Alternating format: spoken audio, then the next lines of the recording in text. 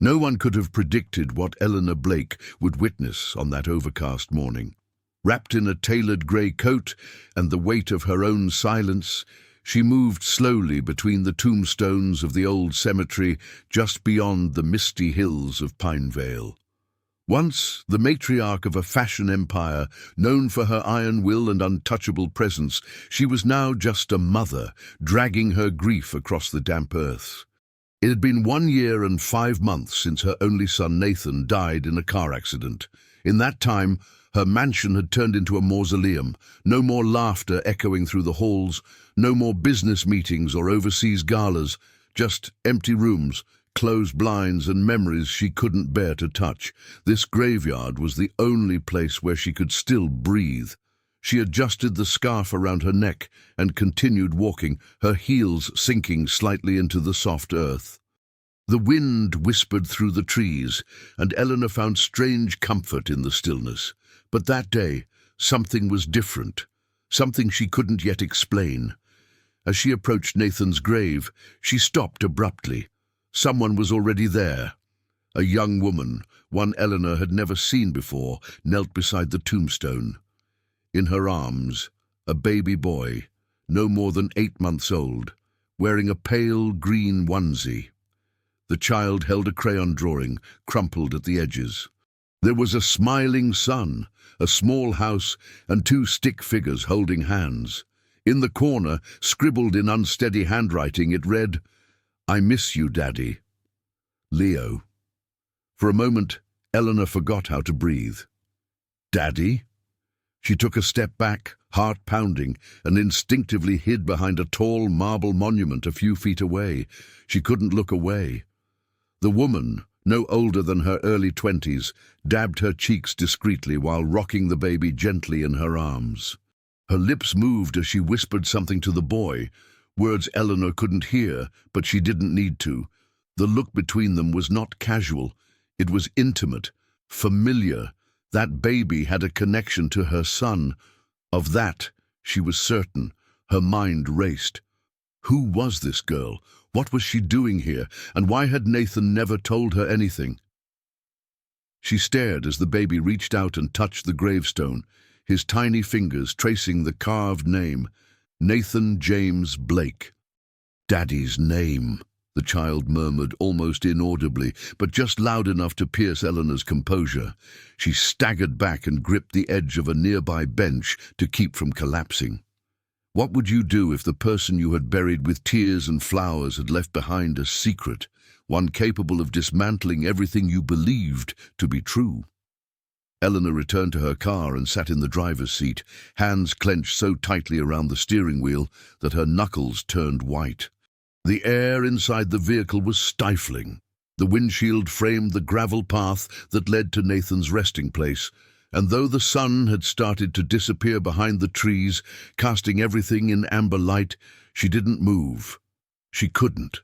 Her mind kept looping the same image, the child, the drawing, the words, "I miss you, Daddy." It couldn't be a coincidence. Could it? She tried to convince herself. Maybe this was another Nathan, a different grave.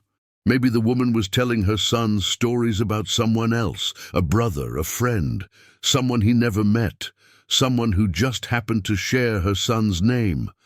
But deep inside, she already knew. It wasn't just the name. It was the way the boy looked at the grave, the way the woman held him, the unmistakable tenderness in their visit. Eleanor had buried many truths in her life, but instinct was something she had never managed to kill, and now it screamed inside her. The next day, Eleanor arrived earlier. This time, she parked behind the stone wall near the entrance, far from sight. She wore dark sunglasses despite the clouds and waited. The minutes passed like hours until finally, down the winding path, the young woman appeared again, holding the baby. Eleanor's pulse quickened. The girl had dark hair tied in a loose bun, wearing a simple navy sweater and worn jeans. No jewelry, no pretense. The child, Leo, wore a knitted yellow cap and a small jacket. In his hands, another drawing. Eleanor crept from her car and took cover behind a wide oak tree. She held her breath as she watched them. The woman knelt again at Nathan's grave, placed a flower gently by the stone, and looked into her son's eyes. "Leo," she said softly, "do you want to say something to your daddy today?" The boy nodded. Slowly, solemnly, he placed the drawing on the grave. It was a picture of an angel with large wings, a red heart glowing in the center of its chest. "Daddy," he whispered, "I made this for you at school today. Mommy says you're happy up in the sky now, but I wish you were here." The words landed in Eleanor's chest like a blade. She staggered back a step, her vision blurring. The walls she had built around her heart since Nathan's death cracked without warning. She lowered herself onto a bench nearby, her hands trembling as the weight of the moment bore down. No one had spoken to her son like that in over a year. The young woman wrapped her arms around the boy and whispered, "Your daddy would have loved you so much, my little lion, if only he'd had the chance to meet you." That was it. Eleanor couldn't stay hidden anymore. She rose from the bench, slowly but with resolve, and began walking toward them.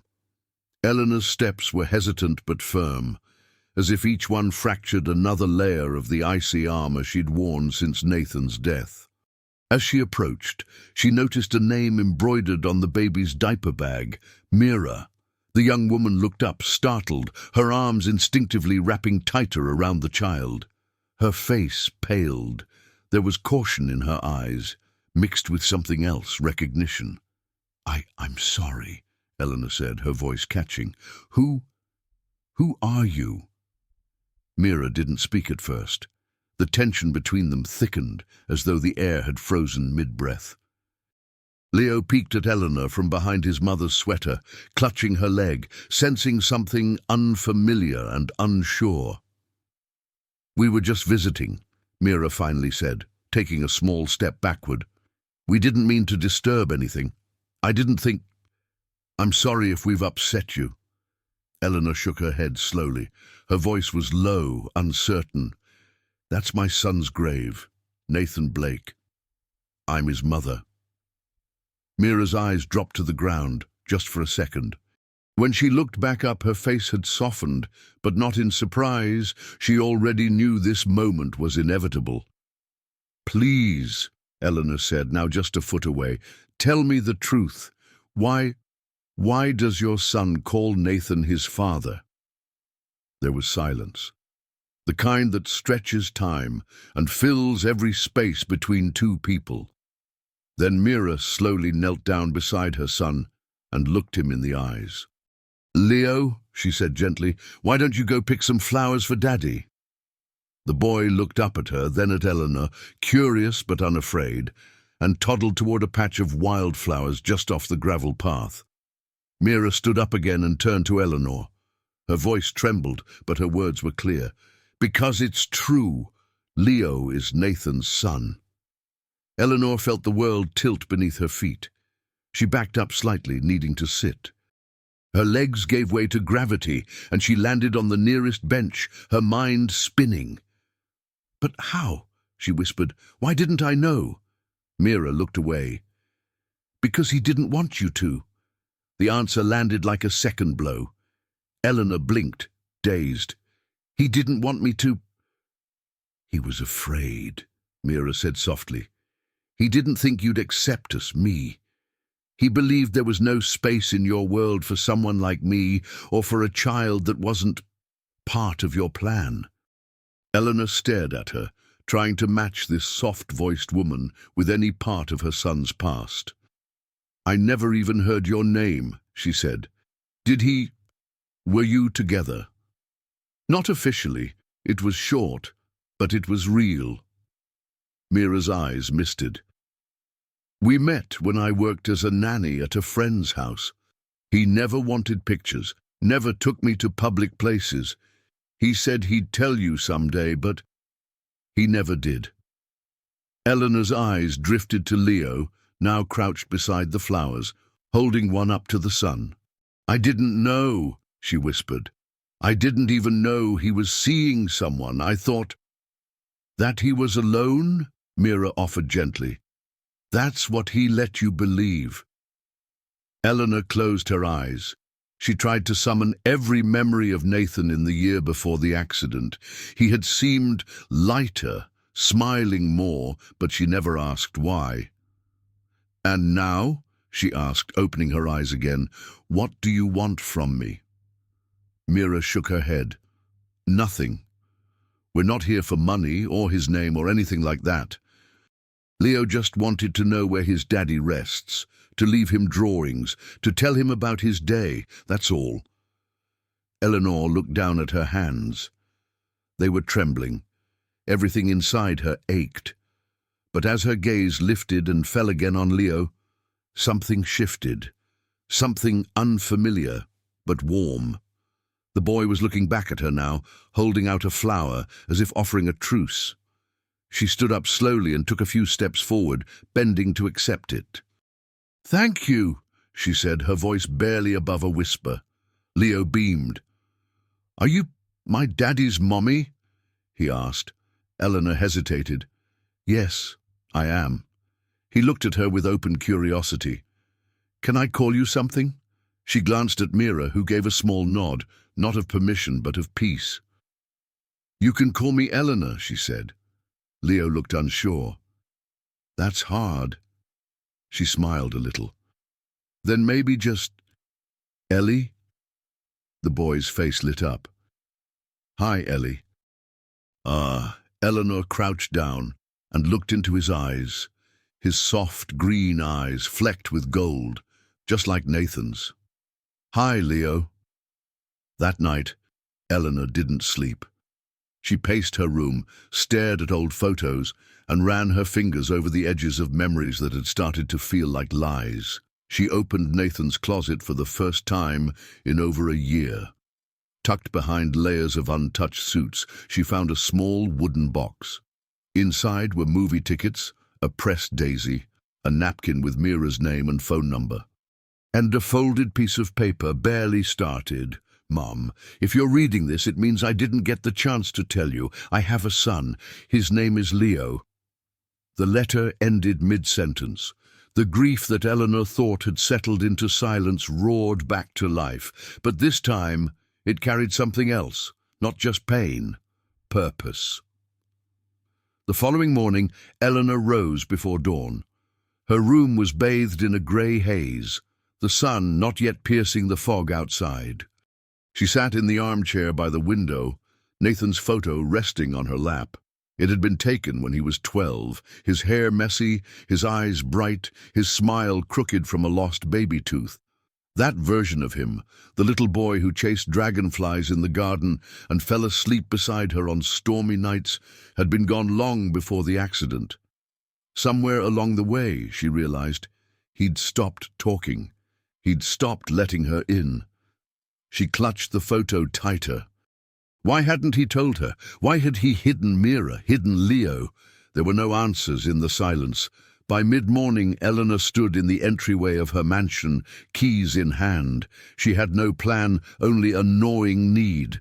To see them again, to know it hadn't been a dream or a hallucination brought on by grief. She drove in silence, the world rushing past the windshield in blurs of green and grey. At the cemetery, she didn't walk straight to the grave. Instead, she took her place again among the trees, like the day before, hidden but close. 20 minutes passed before Mira appeared at the end of the path. She was holding Leo in one arm and a small red toy car in the other. The boy wore a yellow jacket and a wool cap that covered his ears. He was humming to himself. Eleanor watched as they moved with quiet familiarity to Nathan's resting place. Leo wriggled free of Mira's grip and crouched by the headstone. "This was yours," he said softly as he placed the toy car on the stone. "Mama says you had a bunch of these when you were little." Eleanor's throat tightened. She wanted to walk to him, to kneel and wrap him in her arms, but her body didn't move. She wasn't ready. As they left, she waited, Then she approached the grave slowly, her heels crunching softly on the gravel. The little red car sat exactly where he had placed it, slightly damp from the morning dew. She crouched and touched it, fingertips brushing the plastic roof. It was light, inconsequential, but something about its presence made her knees shake. She sat down beside the grave and let herself cry. The next morning, Eleanor returned again, this time earlier. She parked farther from view and stood behind a row of cypress trees. Mira arrived just as before, same time, same silence. She watched them visit. Leo brought a drawing this time. Eleanor couldn't see what it was, but she saw the way he unfolded it gently, pressing it against the cold marble. On the third morning, Eleanor did the same. She came early, waited, observed. This time, Mira brought a small paper bag. Inside, Leo had packed a plastic dinosaur and a cookie, which he placed carefully beside the flowers. "Daddy might get hungry," the boy said, looking up at his mother with innocent seriousness. Eleanor's chest ached. Each word the child spoke stitched something new into her grief, something raw and startlingly alive. Later that night she found herself in Nathan's old room, the one she had sealed like a tomb. She opened the closet again. On the top shelf was a small box of his childhood toys, Legos, action figures, miniature cars. She ran her fingers through them, surprised at the wave of memory that surfaced, Nathan lining up the pieces on the floor, explaining which superhero could fly. Falling asleep mid-sentence during bedtime stories, he had always loved stories. By morning, Eleanor had packed a small gift bag. Inside, she placed a set of colourful building blocks, the kind Nathan once adored. On the bag's tag, she wrote only a name: Leo. She arrived at the cemetery early and didn't hide this time. She sat on the bench beside the grave, the gift resting beside her like an unspoken invitation. When Mira arrived with Leo, she paused in surprise at the sight of Eleanor. For a long moment, neither woman moved. They simply looked at each other across the space that separated them, less than 10 feet, but burdened by everything they had yet to say. Leo broke the stillness. "That's the lady from the other day," he said, tugging at Mira's sleeve. Mira nodded slowly, her voice soft. "Yes, that's Eleanor." Leo tilted his head. "Can I say hi?" Mira hesitated, then nodded again. The boy stepped forward, eyes wide with curiosity. Eleanor leaned slightly, trying not to appear eager. "I brought you something," she said, her voice low and measured. Leo stared at the bag. "Is it for me?" "If you'd like," she replied. "My son used to love building with those." He reached out slowly, as if unsure whether the gift might disappear. When he touched the bag, his face lit up. "Thank you," he said, hugging it to his chest. Mira had approached now, standing just beside Eleanor. "I wasn't sure we'd see you again," she said cautiously. Eleanor's eyes remained on the boy. "I wasn't sure either, but I wanted to." There was a pause. Then Mira spoke again. "Leo doesn't know who you are. Not really." "I figured," Eleanor said. She turned slightly, her expression unreadable. "Would it be all right if I just sat for a bit, while you two visit?" Mira nodded. "Of course." And so they sat, the three of them, in silence. Leo played at the base of the grave, carefully arranging the blocks into little towers. From time to time, he'd glance up, showing off his creations. Mira leaned against the edge of the bench, her eyes fixed on the horizon. Eleanor sat very still. Inside, everything moved. That evening, back in the mansion, Eleanor didn't turn on the lights. She sat in the library, the fire casting a soft glow over the shelves. She held an old journal of Nathan's. Most pages were business notes, ideas, lists. But near the back, there was something else, a child's drawing. A small, red-haired figure holding hands with a taller man, Below it, the words written in a child's careful print. Me and Daddy. Eleanor brought the page to her chest and closed her eyes. He hadn't told her, but he had wanted to. That much was clear now. She couldn't change the past, but maybe, just maybe, she could change what came next. The morning came heavy with mist. Eleanor stood in Nathan's room once more, the old scent of dust and fabric stirred by her slow, deliberate movements. A sunbeam peeked through the half-drawn curtains, revealing the chaos she had let sleep for nearly 2 years. Books stacked high on the desk, notebooks half-filled, a jacket still hanging behind the door, untouched. She had come searching for something. She didn't yet know what. Maybe a hint, a sign, proof that Nathan hadn't meant to cut her out of his hidden life. In the bottom drawer of his desk, beneath old receipts and a broken watch, she found a slim leather notebook. She remembered it faintly. He used to carry it in his backpack when he was in university. It was small, the cover worn soft from years of handling. She sat on the edge of the bed and opened it. The first few pages were mundane, meeting notes, budget numbers, doodles in the margins. Then she turned to the middle. There, in familiar, hurried handwriting, was something else entirely. A letter, never finished. The date in the corner was just a week before the accident. Mom, if you're reading this, it means I didn't get the chance to tell you. I have a son. His name is Leo. And the woman I love, her name is Mira. I know this isn't what you planned for me. I know it's not the life you imagined, but it's mine. They're my family. I love them. The letter broke off mid-sentence. Eleanor stared at the final line, the pen stroke trailing off like breath stolen too soon. He wanted her to know. Her hands trembled. She closed the notebook and held it to her chest, her eyes shut tight, as if trying to absorb what had gone unsaid. Later that day, she returned to the cemetery. Mira and Leo were already there. The boy was crouched by the grave, holding a paper airplane. As Eleanor approached, he looked up, his face lit with recognition. "You came back," he said. She nodded, lowering herself beside him. "What do you have there?" she asked, gesturing to the airplane. "I made it for Daddy," Leo said proudly. "It has wings so he can fly." Eleanor smiled faintly. "I think he'd love that." Mira stood a few steps back, silent, observing. Eleanor turned to her, holding the notebook in both hands. "I found something, a letter, unfinished. But it was meant for me. He was going to tell me." Mira approached slowly. "I didn't know he wrote anything."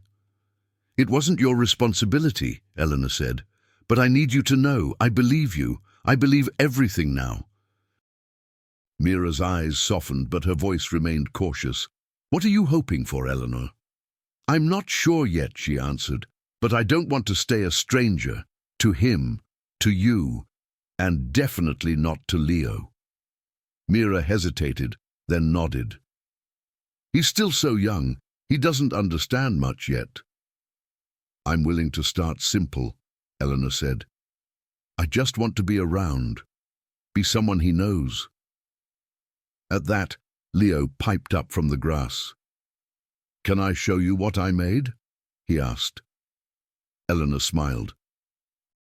"I'd love to see it." He handed her a second paper airplane. This one had drawings scribbled in crayon, stars, clouds, and 3 stick figures holding hands.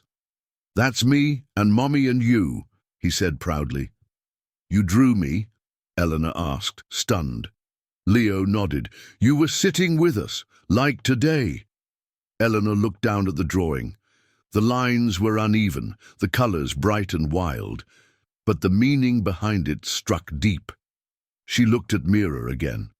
"Would it be all right if I saw him outside of here, maybe for lunch, a park, somewhere light?" Mira hesitated. "I'd have to think about it." "Of course," Eleanor replied softly. No pressure, just think about it.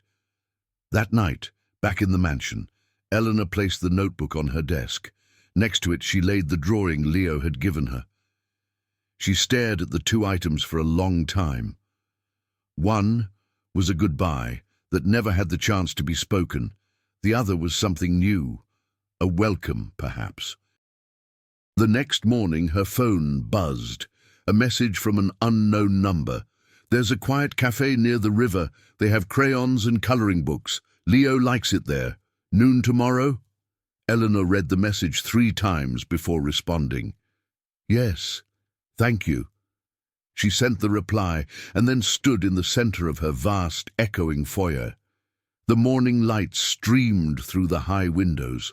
For the first time in over a year, she felt the weight of the silence begin to shift. The cafe by the river was small, tucked between a bookstore and a florist, its glass windows fogged gently by the steam of morning tea.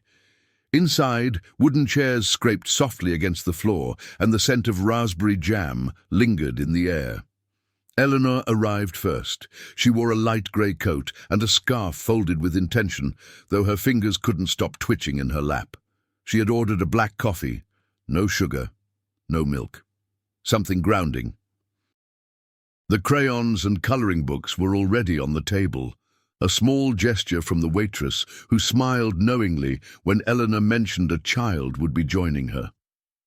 At exactly 12, Mira entered with Leo.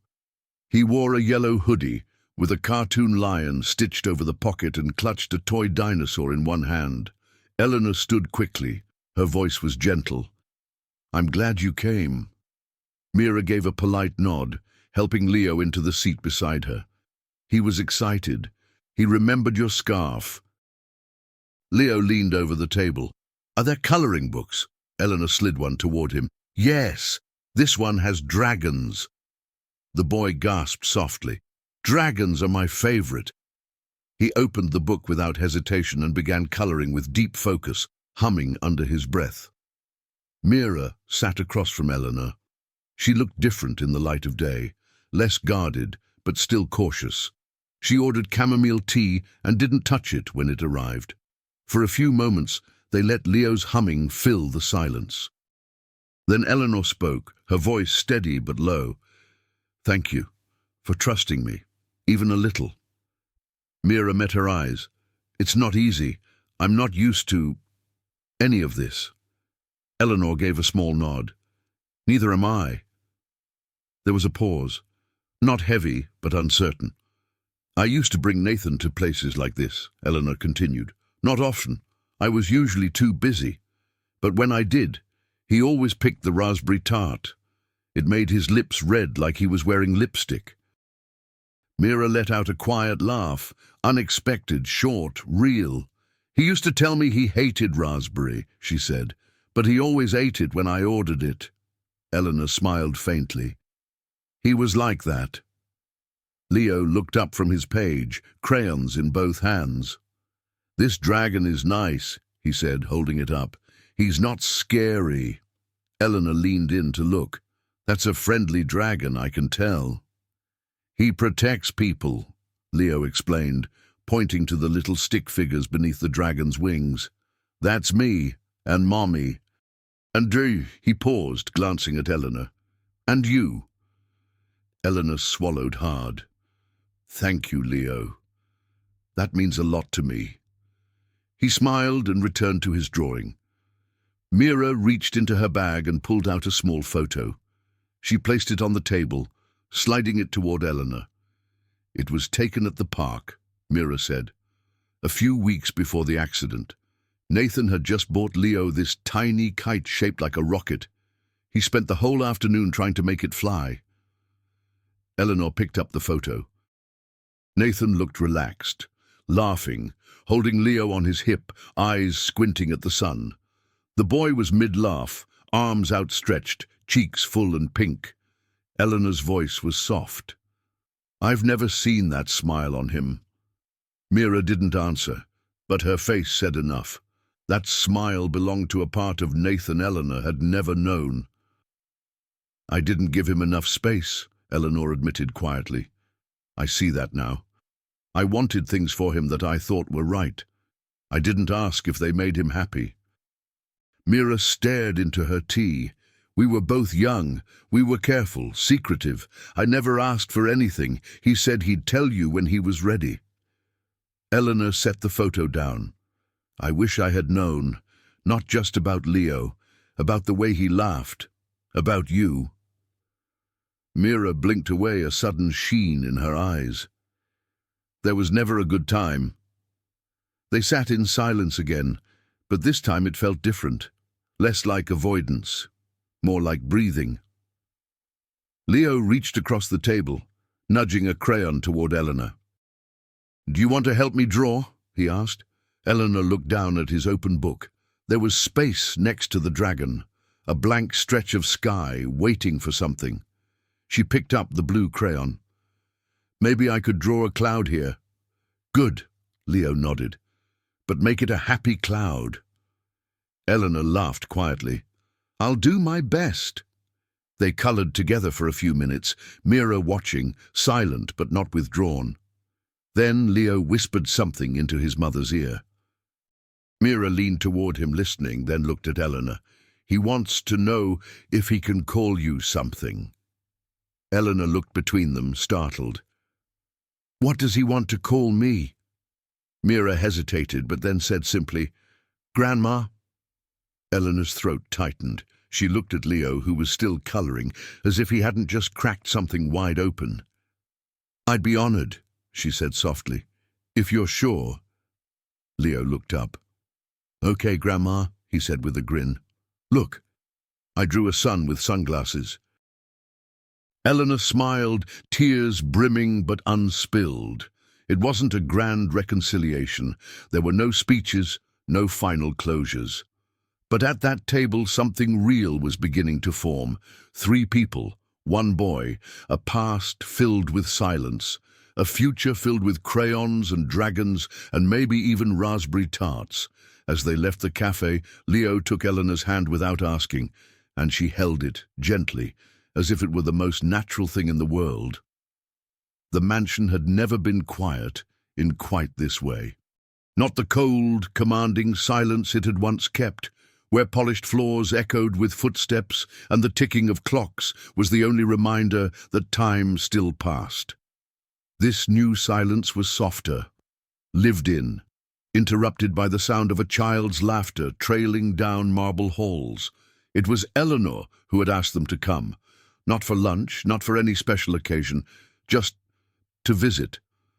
Mira had hesitated.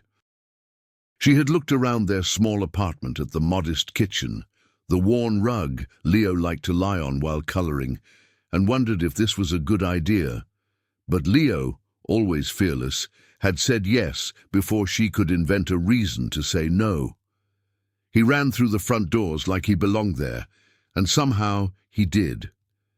Eleanor had opened the heavy door herself, dressed plainly, her hair tied back. She didn't offer a formal welcome. She just smiled, bent slightly, and said to Leo, "Would you like to see the library?" Leo gasped. "Like with real books?" "The realist," Eleanor replied.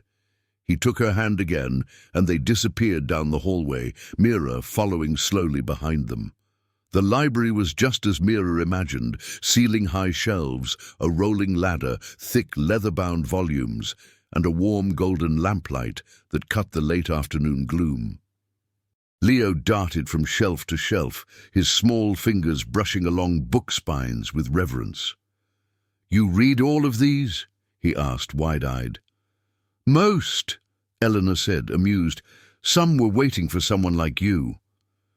Leo beamed. Eleanor pulled down a large illustrated book of mythical creatures. It had belonged to Nathan. She handed it to Leo, and he took it as if she were entrusting him with something sacred. Mira sat on one of the soft armchairs by the fireplace. She watched quietly, her eyes moving between her son and the woman who less than a week ago had been a stranger. Eleanor sat across from her, a slight stiffness still in her posture, but it was fading, replaced by something more thoughtful, more deliberate.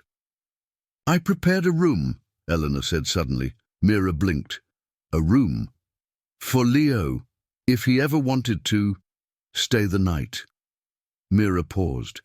The idea was overwhelming, not offensive, not wrong, just a lot. I don't want to overstep, Eleanor added quickly, her voice low, but if you ever need an afternoon to yourself, or if he asks to come, I wanted it to feel like he belonged. Mira looked at her. That's very kind of you. Eleanor glanced toward Leo, who was sitting cross-legged on the floor, flipping through the pages, his mouth quietly forming words he couldn't yet read. I didn't do this with Nathan, Eleanor said softly. I never asked what he needed. I just assumed I knew. There was a long silence, not uncomfortable, more like something delicate being carried between them. He didn't blame you, Mira said eventually. He never did. I think part of him did, Eleanor admitted, but most of it was fear of disappointing me. Mira nodded. He wanted to be enough for everyone. He was, Eleanor said almost too quickly. He just never believed it. Upstairs the room was simple. Eleanor had chosen soft blues, pale greens, a twin bed with a checkered quilt. Wooden shelves, still mostly empty, but with a few small toys and picture books already placed with care. Leo ran to the window first. You can see the garden, he exclaimed. Eleanor smiled. In the spring, the flowers come all the way up to the stone wall. Mira stepped inside more slowly. Her eyes scanned the room, pausing on every detail. She could see the thought behind it, the restraint. Eleanor had made a room not as a display, but as an offering. Leo climbed onto the bed and bounced lightly. It's cozy, he declared. I'm glad, Eleanor said. Then Leo turned to Mira. Can I stay here sometime, just for a night? Please? Mira hesitated. Eleanor added softly, only if you feel comfortable. And you're always welcome to stay too. Mira nodded. We'll talk about it. That night, back at their apartment, Leo couldn't stop talking. The library has dragons, real ones, and Grandma knows all the names. Mira smiled as she helped him into his pajamas. She has a lot of stories, huh? I want to stay one night, he said seriously, to read them all. Mira tucked the covers around him, brushing the curls from his forehead. We'll see, Leo yawned. She's not scary. I thought she would be, but she's not. Mira paused. I thought so too. He was asleep within minutes. Mira stood in the doorway for a long time after, watching her son breathe softly, his chest rising and falling under a worn blanket with stars on it. She had never imagined this, any of it. But something was beginning. Something fragile, yes, but real. And real was more than she had ever expected. The dreams had started a few nights ago. At first, they were scattered fragments, colors without shape, voices without faces, but now they were more vivid. Nathan would appear standing at the edge of a garden or beside a stone path, never speaking, never moving, just watching. Eleanor would reach out, but he always turned before she could touch him, dissolving into fog or shadow. She woke with the image burned into her eyes, her cheeks damp with tears she hadn't remembered crying. That morning she made tea and sat in the parlor alone, a blanket over her knees. The drawing Leo had given her, 3 hearts joined by a red line, lay beside her cup. She stared at it, a child's drawing, but more than that, a mirror of a family neither planned nor expected, but now undeniably present. She didn't hear the doorbell, only the soft sound of footsteps approaching, and then Mira's voice calling gently from the foyer. Eleanor? She stood to greet her. Mira stepped in, holding a small container wrapped in a kitchen towel. I brought you something, Mira said. Just a few cupcakes Leo and I made. Thank you, Eleanor replied, accepting them with quiet hands. "Come in." They sat in the sunroom this time, the tall windows letting in the pale light of late afternoon. Eleanor poured more tea. They talked about nothing at first, Leo's growing obsession with castles, the flowers starting to bloom in the garden, the quiet changes in the house since he'd begun visiting. Then, as often happened between them now, the conversation slowed, and silence stretched between sentences. "I've been dreaming about Nathan," Eleanor said finally, her voice calm but weighted. "He's there, but he doesn't speak." Mira looked down into her tea. "Do you think he's trying to say something?" "I don't know," Eleanor answered. "Maybe it's not him. Maybe it's just my guilt." Mira didn't speak. Eleanor took a long breath, her eyes fixed on a shadow moving along the tiled floor. "There's something I haven't told you," Eleanor said. "And I think it's time." Mira's posture tensed almost imperceptibly. She set down her cup. Eleanor continued, "The night Nathan died, do you know where he was coming from?" Mira met her eyes.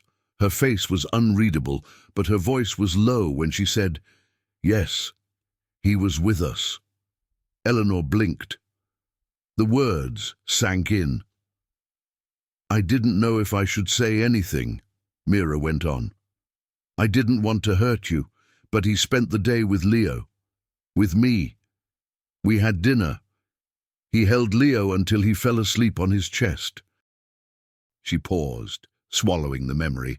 "And he told me," she added, her voice tighter now, "that he was going to tell you everything, that he was tired of hiding, of being half of himself. He said he was ready, no matter what came next." Eleanor exhaled slowly, her hands folded over her lap. "I wish I could have heard that from him," she said. "You were going to," Mira replied. "But life didn't wait." They sat in silence again, the ticking of a wall clock filling the space between them. "You were never the reason he hid," Mira said softly, almost against her own thoughts. "Not entirely.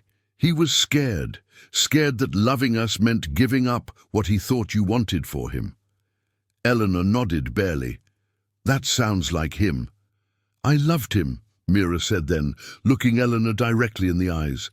"And he loved me. Maybe not for long enough, maybe not cleanly, but it was real, and he adored Leo." Eleanor's voice was quiet when she asked, "Why didn't you ever come to me?" Mira's shoulders sank slightly. "Because I didn't belong. Not to the world he came from. I was a babysitter, then a mother with no place at the funeral, no place in the photos, no right to claim him." "You had every right," Eleanor said, the words sharp with regret. "I just didn't give it to you." She stood then, walking slowly to a cabinet in the corner of the room. From it, she pulled a small velvet box.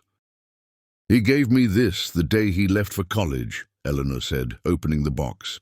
Inside was a tiny silver dragon, no bigger than a thimble, its wings spread wide. "He said it was his guardian, a reminder to be brave," she added. "I think maybe Leo should have it." Mira hesitated but took it, her fingers brushing against Eleanor's. "He'll treasure it." As she turned the dragon over in her palm, Mira asked quietly, "Do you think he blamed us for not telling you sooner?" Eleanor shook her head. "I think he blamed time and fear and maybe fate." There was a pause. "Do you?" Mira added. Eleanor didn't answer right away. She stepped to the window, watching the shadows stretch across the lawn. "No," she said at last. "Not anymore." Behind them, the drawing on the table shifted slightly in the breeze from the open door. 3 hearts, still connected. The following morning brought a quiet kind of clarity. The sort that comes not from grand realizations, but from sitting in stillness long enough to feel your heart begin to soften. Eleanor stood in the hallway outside Leo's newly furnished room. Inside, the soft sound of breathing rose and fell beneath the patterned blanket covered in dragons. A small pile of storybooks rested on the nightstand. One of them still lay open, marked with a ribbon. She closed the door gently. The house was no longer the same. It had changed, not in its walls or furniture, but in its atmosphere. The silence had been replaced by a different kind of quiet, not emptiness, expectation. That afternoon, Eleanor made a call. "I want to take you both somewhere," she told Mira when she answered. "Just us three." There was hesitation on the other end of the line, followed by Mira's measured reply. "Where?"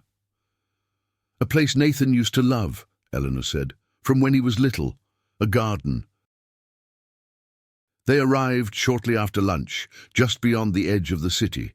The car slowed as they pulled through an unmarked gate. Beyond it, trees arched over a gravel path, and wildflowers bent in the breeze like they remembered someone's touch. Leo pressed his face against the window, his voice rising in delight as he called from the back seat. "There's a pond! And flowers! Look, Mama, butterflies!" Eleanor smiled faintly as she turned off the engine. "He's just like his father," she said. Mira glanced sideways. "You brought him here often?" "Every spring," Eleanor answered, her voice steady. It was Nathan's favorite place to disappear. They walked together beneath the canopy of leaves, the air cool and green. Leo ran ahead, then back again, skipping from rock to root, his shoes coated in dust and grass. At one point, he bent to examine a row of orange blossoms. "Can we pick them?" he asked, already reaching out. Mira stopped him gently, placing her hand over his. "No, sweetheart. We leave them here for others to enjoy." "But I want to take one to Daddy," Leo said, his voice innocent, his eyes lifted to Eleanor. It took a moment before she could respond. With her throat tight, she said softly, "Let's find the most beautiful one. We can take a photo for him instead." They continued on, eventually finding a small wooden bench beneath a wide tree, whose branches swayed gently in the breeze. The pond nearby glittered in the light. Leo collapsed onto the bench with theatrical exhaustion. "Can we eat our snack now?" he asked, with the seriousness only a small child could muster. Eleanor laughed quietly and opened the woven bag she'd brought. Inside were 3 cups of juice and 2 sandwiches wrapped in parchment.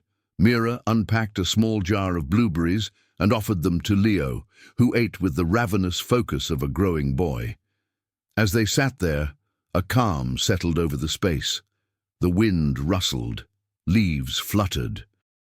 It was the kind of silence Eleanor had missed for years, one not born of absence, but peace. Mira turned to her gently. "He's not afraid of you anymore." Eleanor blinked. "Was he?" "In the beginning," Mira replied, "but not now."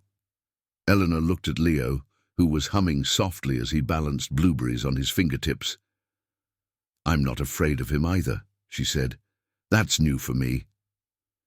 "He drew something yesterday," Mira added, reaching into her bag. She pulled out a folded paper and handed it to Eleanor. It was another drawing, 3 figures holding hands, a large heart in the center, and around them, wings, wide, golden, sheltering them all. Eleanor traced her fingers over the crayon lines. "Is this me?" Leo answered before Mira could speak. "It's us," he said matter-of-factly. "Me, Mama, and you. You're the one with the wings." Eleanor blinked, surprised. "Why do I have wings?" she asked, looking at him. "Because you watch over us," Leo said simply, as if it were obvious. She didn't reply. Her lips parted, but no words came. Mira shifted, her voice quiet. "He sees more than we think." Eleanor nodded slowly. He always did. Later, as Leo chased a butterfly along the path, Mira and Eleanor remained seated on the bench. "Thank you for coming," Eleanor said. "I know this wasn't easy." "It's getting easier," Mira replied. "With you, I mean." Eleanor tilted her head slightly. "Because I changed." "Because you let yourself change," Mira answered.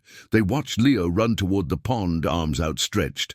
"Look, I'm a bird," he shouted, spinning. Eleanor turned to Mira again.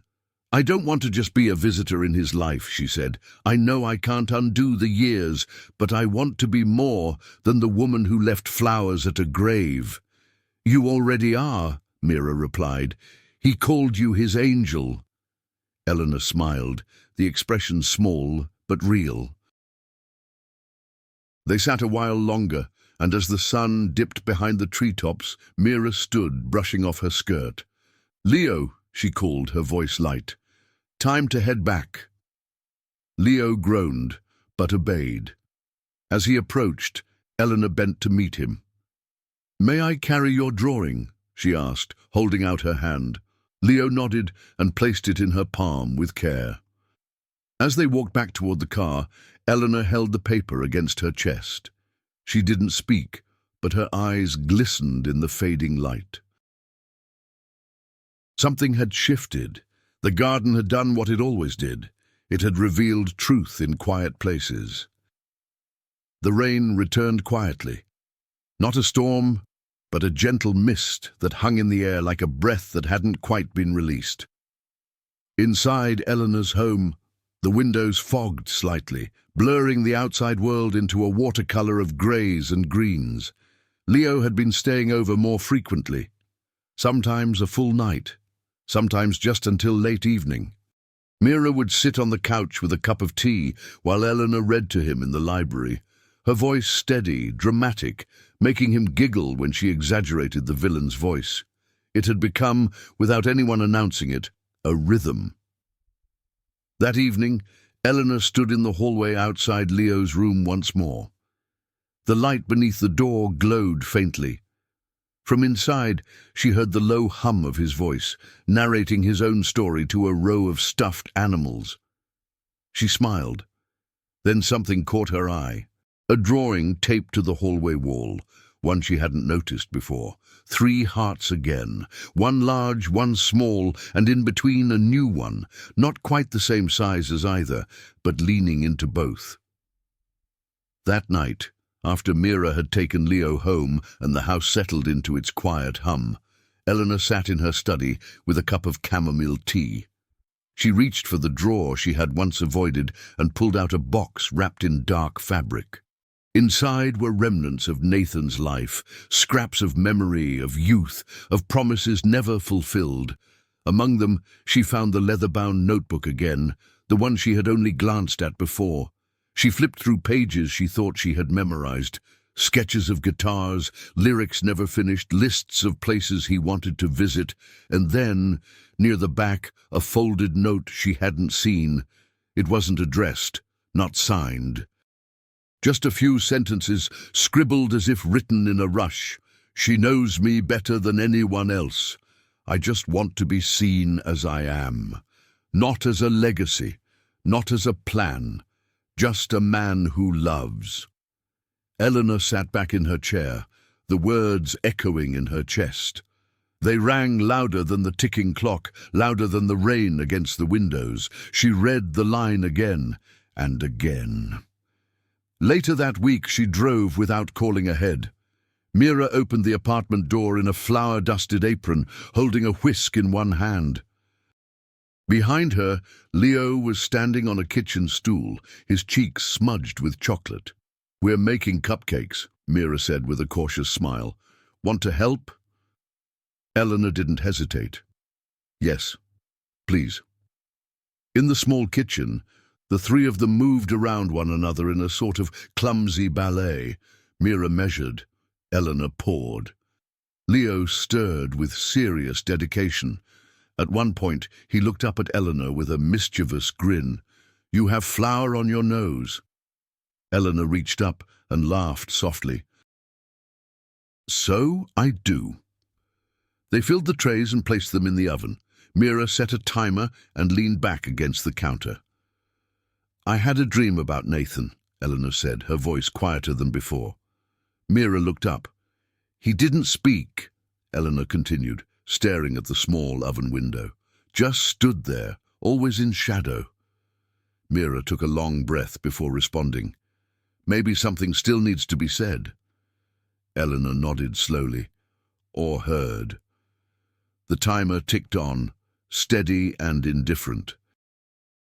Mira reached for a cloth, wiping her hands, then glanced sideways. Her voice trembled just slightly when she said, "There's something you don't know." Eleanor looked at her, eyes narrowing, not with suspicion, but anticipation. Mira hesitated, then said it anyway. "The night Nathan died, he was with me." Silence dropped over the room like a curtain. Eleanor said nothing. The air seemed to still. "He spent the whole day with Leo," Mira went on, her voice tight but clear. "We ate together. He held him while he napped, and that evening he told me he was ready. He said he couldn't keep living in between, that he would talk to you in the morning, tell you everything." Eleanor gripped the edge of the counter. "You're saying he left your home that night?" she asked. The words slow, measured. Mira nodded. He was happy, determined. He said he wanted to be a whole person, a father, a son, a man, not a shadow. Eleanor turned away for a moment, her hands trembling slightly. "I never knew," she murmured. "I wasn't sure if I should tell you," Mira admitted. "I didn't want it to sound like blame." "It doesn't," Eleanor said. She looked over at Leo, who had begun arranging his toy cars in a neat line along the kitchen floor. She pressed her hand flat against her chest, as if trying to hold something together inside. "I didn't see him," she whispered. "I saw who I needed him to be, not who he was becoming." Mira said nothing. She simply stood beside her in silence. When the timer rang, Leo jumped up, clapping. "They're ready!" The oven opened, releasing a warm sweetness that filled the room. As Mira moved to pull out the tray, Eleanor turned to her. "Did he talk about me?" she asked quietly. Mira met her eyes. "He did. He said you were brilliant, strong, but afraid." Eleanor exhaled slowly, her lips barely moving. He wasn't wrong. Leo ran to the table, shouting, "I want the one with the most sprinkles." As they sat down to frost the cupcakes, Mira handed Eleanor a small bowl of colored sugar. "He loved you," she said. "He wanted to be seen, and now I think he is." Eleanor picked up a spoonful of sprinkles, her hand steady now. For the first time in years, she felt something shift, not grief, not relief, something between them. Recognition. She looked at Leo, who had taken a cupcake and was decorating it with fierce focus. Then she looked back at Mira. "I want to be part of his life," she said simply. "Not for Nathan's sake, for his." Mira's eyes shone with unshed tears. "Then let's build something together." Leo held up his finished cupcake with pride. "This one's for Daddy," he said. "He gets the first one." Eleanor smiled, reaching for a napkin. "Let's save it for him," she said, her voice warm. "He'd like that." The Saturday morning unfolded with a quiet ease.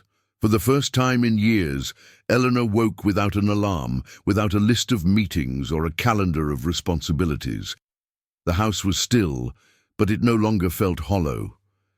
In the distance she could hear birdsong through the open balcony window.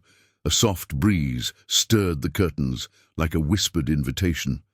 In the hallway, a new drawing had joined the others, Leo's latest.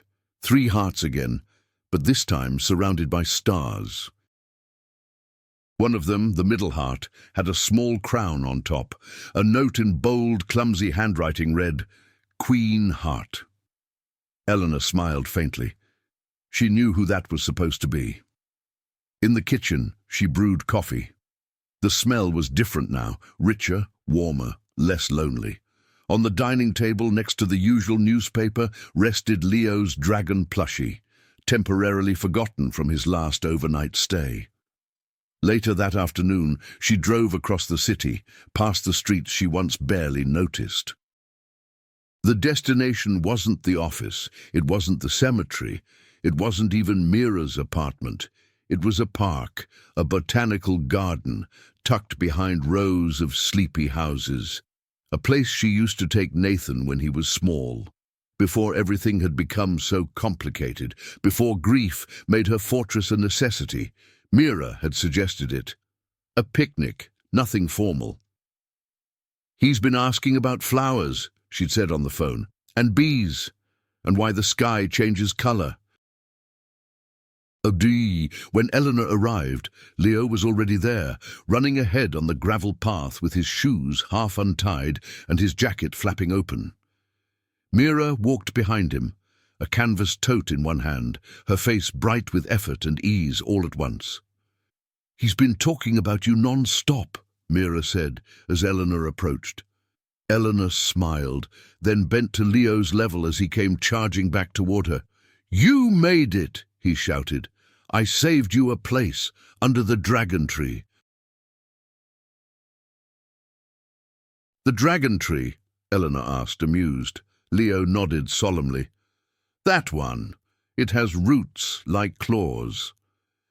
He took her hand without hesitation, leading her through winding paths until they reached a shady spot beneath a gnarled old tree.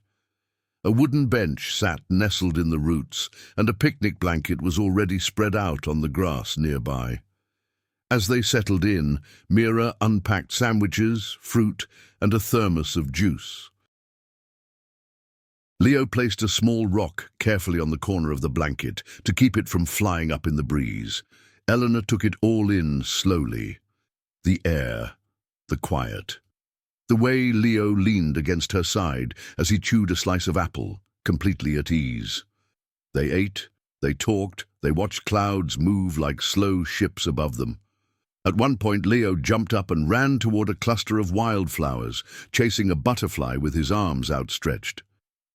Mira sat down on the bench beside Eleanor, brushing a strand of hair from her face. "He doesn't see you as someone new anymore," Mira said. "You're part of his world now." Eleanor nodded. "It still feels fragile." "That's because it is, but that doesn't make it any less real." For a long moment, neither of them spoke. Then Eleanor said, "He used to bring Nathan here. I remembered that on the way. Nathan loved the koi pond at the back." Mira looked toward the path that led deeper into the garden. "Should we go?" They gathered their things. Leo held both of their hands as they walked, swinging his arms between them. The pond was still there, ringed by tall reeds and mossy rocks. The koi moved slowly beneath the water, orange and white shadows dancing in the afternoon sun. Leo crouched at the edge, staring with open-mouthed wonder. Eleanor stood back, her hands clasped lightly in front of her. "Nathan was so quiet when we came here," she said. "He never said much, just looked at the water. I always thought he was bored. Now I wonder if maybe he was just peaceful." Mira stepped beside her.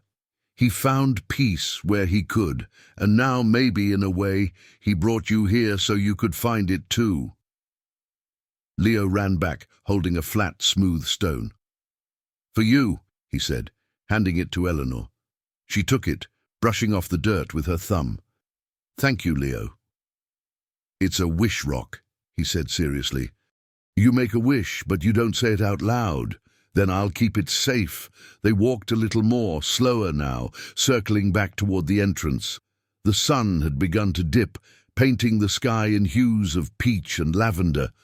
Near the exit, Leo tugged on Eleanor's hand. "Can we come back next week?" he asked. "With juice and the dragon book?" Eleanor looked down at him. "Of course."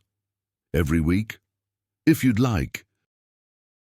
He nodded, satisfied, then took off again toward Mira, calling her name as he skipped. Eleanor lingered for a moment. Then she reached into her coat pocket and felt the wish stone still warm from her hand. She pressed it gently to her lips. In her heart, she knew what she had wished for. Not for the past to return, but for something to grow. And that was already happening. As they drove home, Leo asleep in the back seat, Mira humming softly along with the radio, Eleanor watched the world through the window. Lights flickered on in quiet homes. Shadows danced behind curtains. Somewhere out there, people were gathering for dinner, reading bedtime stories, putting away the day's worries. And in the warmth of her car, Eleanor felt something she hadn't felt in a long, long time. Home, not a place, a bond, not a name, a beginning. When they arrived, Mira lifted Leo in her arms, and Eleanor followed them up the stairs. Inside, she paused before leaving, then turned to Mira with quiet conviction. "I want to be there for him," she said, "as long as you'll let me." Mira looked back with softness in her eyes. "You already are." Then she smiled, opened the door, and disappeared into the apartment. Eleanor stood for a moment in the dim hallway, the air cool on her face, and then walked away, not with the weight of grief behind her, but with the weight of love ahead. The future, she realized, wasn't something to be feared anymore. It was something to return to,